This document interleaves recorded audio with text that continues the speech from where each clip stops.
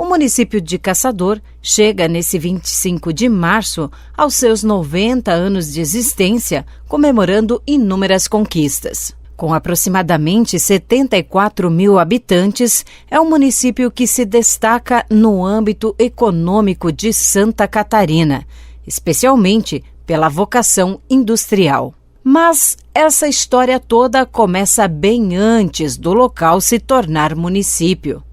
Nos anos de 1800, quando tudo ainda era uma grande floresta de mata fechada, o território se tornou rota de passagem de tropas, com mulas e cavalos, que se deslocavam entre Rio Grande do Sul e São Paulo.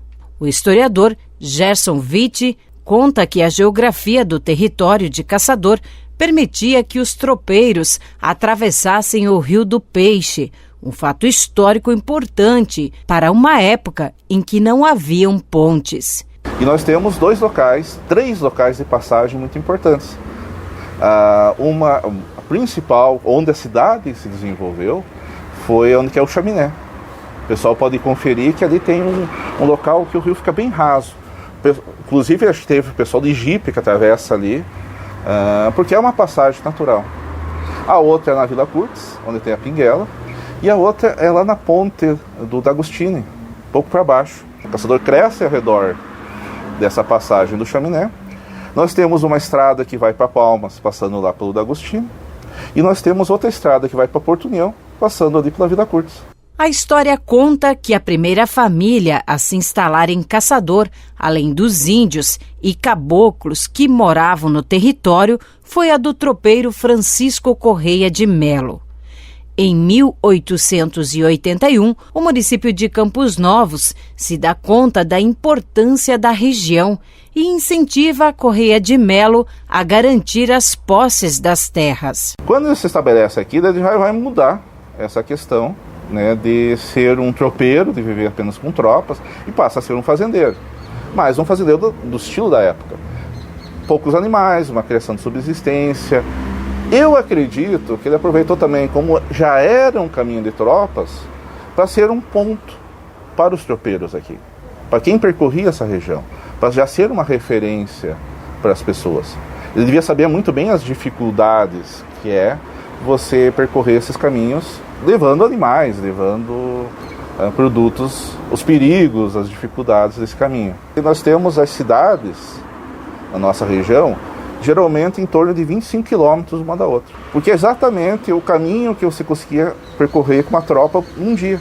Gerson Witt conta que é nesse momento da história em que o município recebe o nome de Caçador. Na margem daquele rio morava o seu Francisco Correia de Melo.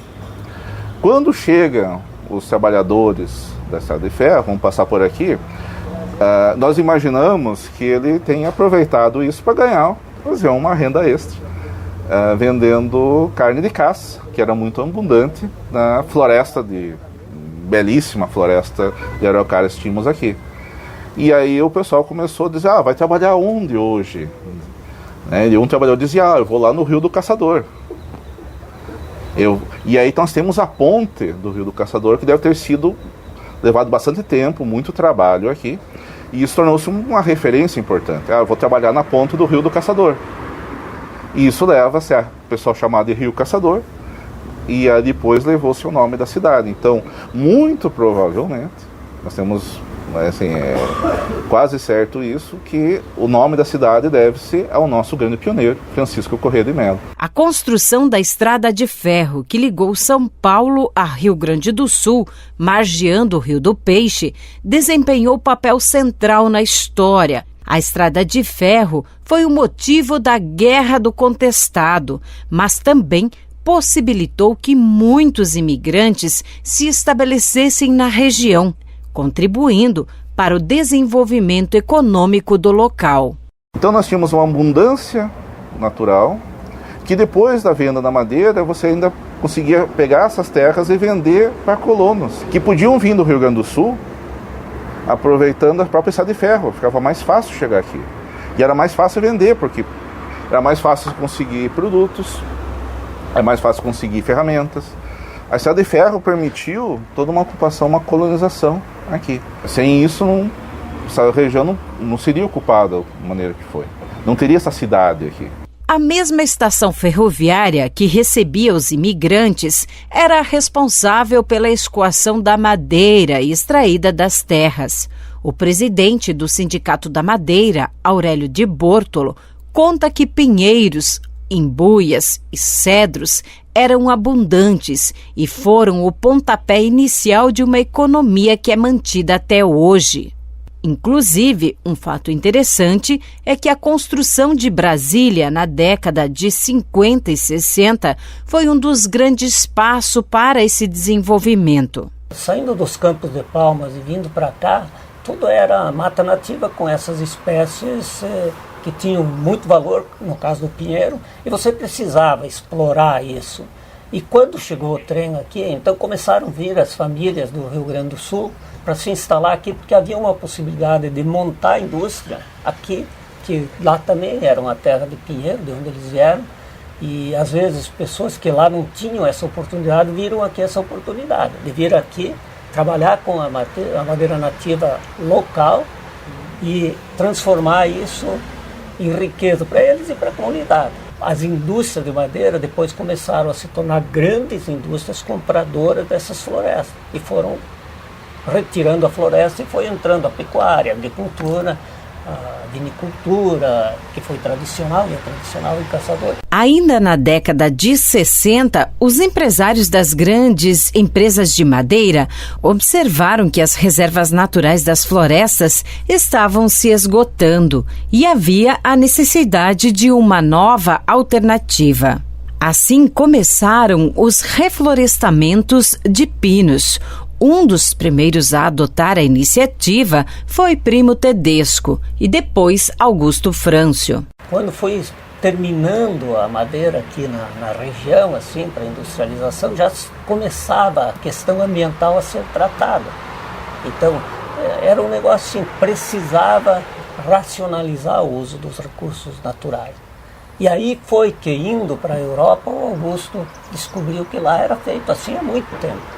E trouxe essa ideia, mas plantar pinos aqui tinha que ter atestado de sanidade, né? Porque todo mundo chamava de louco, né? Você sabe o que é acreditar e plantar uma floresta para colher com 20 anos? Precisa ter visão de futuro.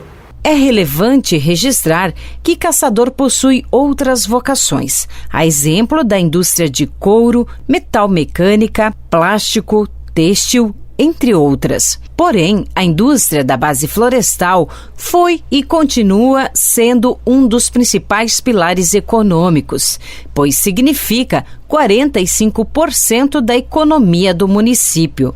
Emprega cerca de 7.000 trabalhadores, o que corresponde a 30% do contingente trabalhador. Aqueles que têm vínculos com caçador, seja morando atualmente ou que tenha vivido no passado, podem observar a evolução que o município passou ao longo dos anos. O jornalista Frutuoso Oliveira, como ex-residente, também testemunha essa transformação. Então eu acompanhei essa evolução de Caçador e hoje posso, morando em Florianópolis e vendo o Caçador como um cidadão do mundo, que a vida me proporcionou a viajar, conhecer outros lugares, como uma grande cidade. Uma importância na nossa economia, na exportação, transformou-se num polo madeireiro, transformou-se num polo de saúde hoje aqui na região. Quem imaginar, que nós teríamos hoje tantas especialidades médicas como temos em Caçador, transformou-se num polo de educação. Quem quer imaginar um curso de medicina em Caçador quando lá na década de 1870 se começou a antiga FEARP, hoje Uniarp. Então eu acho que Caçador, ao longo dos seus 90 anos, e principalmente nos últimos anos, quando o mundo evoluiu, quando nós passamos por grande mudança em toda a humanidade, Caçador não ficou para trás. Pelo contrário, Caçador foi vanguarda na sua indústria e está sendo vanguarda em outros pontos. Para o prefeito Alencar Mendes, é preciso pensar o município de Caçador para as próximas gerações. Nós queremos estar trabalhando hoje com os olhos pegados lá nos 100, lá nos 200 anos, que sementes a gente está plantando nesse solo, nessa terra, nesse povo, para que isso aconteça. E é isso que a gente tem a convicção de estar fazendo, porque a gente está irmanado com toda a comunidade, todo mundo, vamos dizer, remando para o mesmo lado, as coisas vão acontecer. Tem muitas evoluções acontecendo nesse momento em Caçador, tem muita situação onde a gente está conseguindo reduzir, não vou dizer eliminar, mas reduzir os problemas que a gente tem, e isso é o que vai fazer a diferença. Quanto mais coesa, quanto mais a sociedade como um todo, seja a questão econômica, seja a questão populacional, seja o aspecto social, estejam caminhando no mesmo ritmo, tanto melhor nós vamos ser como cidade. Para isso precisa esforço, dedicação, investimento e muito trabalho. Aí sim a gente vai ter a condição de conquistar o resultado desse trabalho, que nos enche de orgulho, de satisfação, daquilo que a gente quer realmente enxergar no nosso município. Aquela Caçador dos nossos sonhos está nas nossas mãos. Trabalhar muito para que ela seja alcançada. À medida que celebramos os 90 anos, nos referimos ao passado com gratidão àqueles que por Caçador passaram. Para o presente, temos muito entusiasmo e para o futuro, esperança. Não podemos ser um local isolado, mas temos que ser um local de atrair, de chamar, de fazer com que os caminhos, a cultura, a arte, a política, a economia passe por aqui. E esse é o nosso grande desafio para o século XXI, para os próximos 90 anos. Caçador é uma cidade que abraçou infinitas pessoas, que criou oportunidade para um sem número de munícipes, e que é o potencial que é hoje por isso, porque as pessoas aqui são muito pacíficas, são muito cordadas e são muito trabalhadoras. Então o Caçador deve ter orgulho da cidade que é. Eu amo Caçador, eu vivi grande parte da minha vida aqui, eu tenho grandes amigos aqui, minhas filhas nasceram aqui, e toda vez que eu volto para cá, eu fico muito feliz de poder abraçar Caçador e participar dessa reportagem sobre os seus 90 anos. Me deixa extremamente satisfeito e lisonjeado. Parabéns, Caçador. Vai estar aqui nós, nossos filhos, nossos netos, seja quem for, mas que aproveite e que a gente tenha a condição de fazer com que essa terra seja tudo aquilo que ela tem o potencial, que merece e que precisa ser. Uma Caçador maravilhosa, uma Caçador desenvolvida e uma Caçador acolhedora para todo mundo. Da redação, Jussiele Baltzarelli.